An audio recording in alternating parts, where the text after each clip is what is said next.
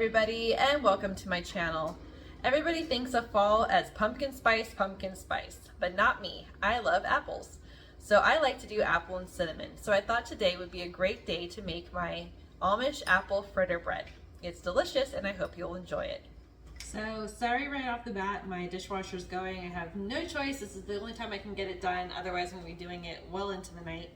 But to go ahead and start off our batter for our bread, I have 1 stick of butter or a half a cup, and we're just going to put it into our stand mixer. You can use a hand mixer or even just, your arm.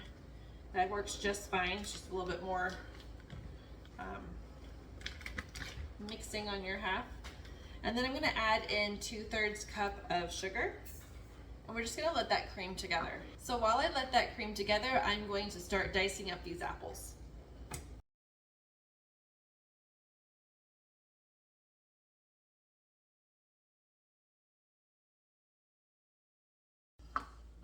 So this is all nice and creamed together, and it's about 1.5 cups of apples sliced up here, diced. It only took about 2 medium-sized apples, and then I have some cinnamon and sugar mixed together. It is 1/2 teaspoon of cinnamon and about 1/4 cup of sugar. And I probably made too much of it. It's just enough to coat your apples. So if you want to do a little less sugar or a little less cinnamon, it's really your preference. Oh, there's that cinnamon sugar smell that reminds me of fall so much. So next I have, it's 1/3 cup of brown sugar packed and 1/2 teaspoon of cinnamon. And we're just gonna mix that together and then set it aside. Next, in our creamed butter and sugar, I'm going to add 2 teaspoons of vanilla. And I'm going to add 2 eggs.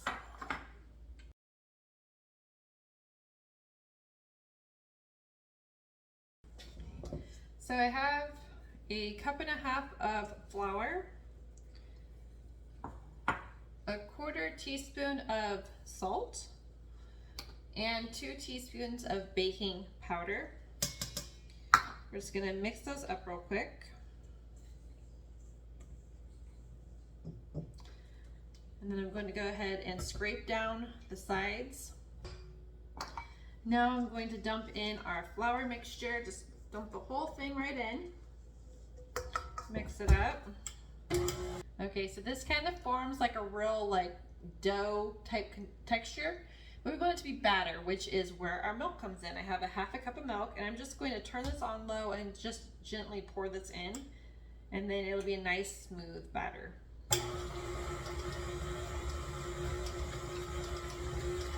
Now that our batter is made, I'm going to spray our loaf pan here. So I do want to tell you, I have tried this recipe in smaller loaf pans, and the moisture from the apples really make it difficult. You really need a bigger one because it has more batter to help pull out of the tin. But if you use a small one, they tend to just break in half, fall apart. They're a huge mess.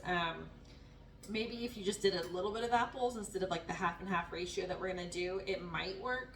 But my experience was it was just a huge mess. I was so irritated, and I just prefer doing it in a big loaf pan.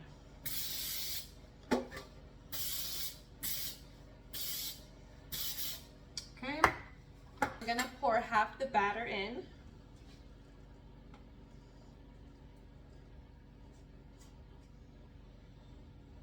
And this is a thick batter, so don't be like, oh my gosh, there's not a lot. There is a thick batter.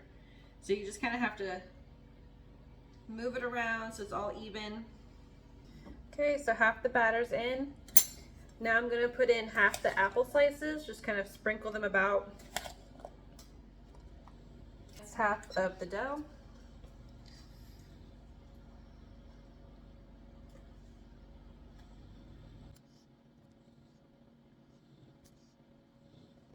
Then we're going to put in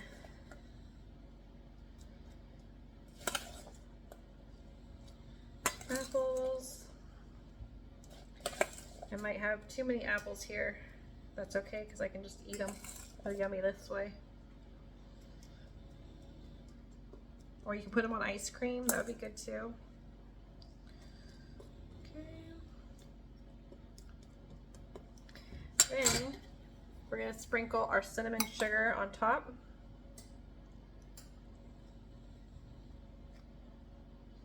Kind of want these apples to be pushed into the batter though. You don't want them sitting on top, So we're gonna put this in the oven, 350 on the middle rack, and it's gonna cook roughly an hour. You might wanna check on it at the 45-minute mark, because if it's getting too brown, you're gonna wanna put a piece of tinfoil on top. But yeah, I'm gonna throw this in and it should be delicious. All right, so our bread has been sitting out for about half an hour to cool down. It's still warm to the touch. And mine only cooked for 45 minutes, so I'm very glad I checked it at the 45-minute mark. But now I'm gonna make a glaze to go on top, and I have a half a cup of powdered sugar with a half a tablespoon of soft butter. And this butter is not as soft as I would like it to be, but I'll be able to work with it. It's manageable.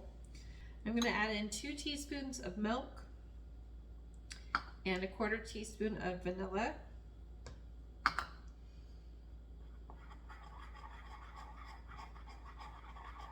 I put a paper towel under this rack because I'm going to drizzle the glaze on top, and it's just going to go through the rack and onto the bottom. It just helps with cleanup.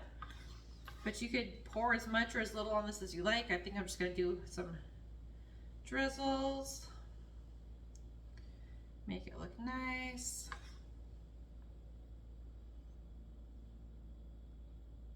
If you'd like to see more pastries, baked goods, and tutorials, please like and subscribe below. Have a great night, everybody.